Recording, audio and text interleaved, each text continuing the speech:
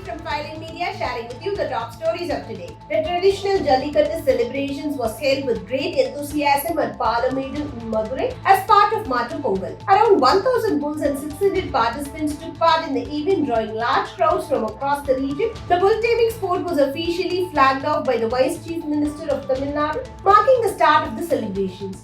Tight security arrangements and safety measures were put in place to ensure the smooth conduct of the event. Jallikattu remains a key cultural tradition in Tamil Nadu and is celebrated as part of the Pongal festivities. A political dispute has emerged in Jammu Kashmir over where major education institutions should be located. Recently, the Sri Mata Vaishno Devi Institute of Medical Excellence in Jammu was shut down after the National Medical Commission cancelled its permission, citing infrastructure problems. After this shutdown, the BJP has raised concerns about the location of another major institution, the proposed National Law University in Kashmir. The Law University is planned to start from Budgam in Kashmir in April. The BJP says Jammu is being ignored and argues that parents may hesitate to send students to the base. Leaders from Kashmir have opposed the demand, saying education should not be used for regional or political divisions. Chief Minister Omar Abdullah has said no final decision has been taken yet. Several residents in Greater Noida have fallen ill after allegedly receiving contaminated drinking water.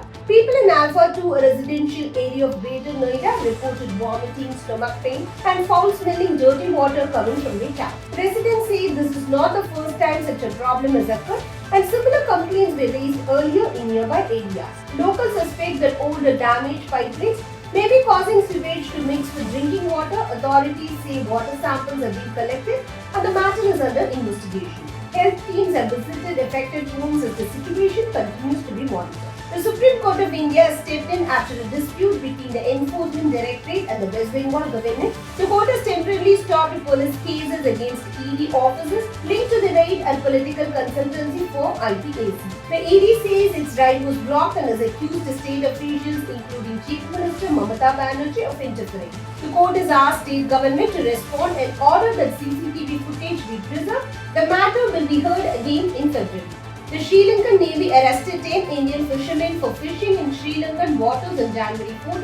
The fishermen were detained near Delft Island in the Palm Strait and the fishing boat was seized. They were later handed over to fishery officials in Jaffna for legal proceedings.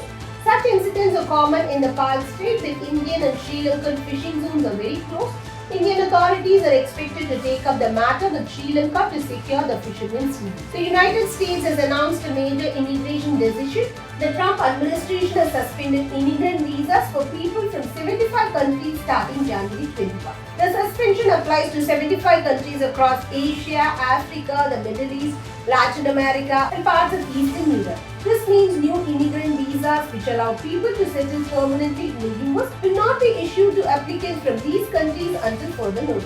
US officials say the move was meant to review immigration and security procedures. Diplomatic and emergency visas are not affected. The decision has raised concerns among families and applicants waiting to migrate to the United States. The United States and Taiwan have signed a major $250 billion trade deal to boost economic ties. Under the agreement, the US will cut tariffs on Taiwanese goods, including technology and semiconductor products. In return, Taiwanese companies will invest around $250 billion in the United States, mainly in technology, shipping, manufacturing, and energy sector. Both sides say the deal will create jobs, strengthen supply chains, and deepen long-term cooperation. The agreement is seen as a significant step in US-Taiwan economic relations. That's all for now. This is Fireline Media connecting you to the world.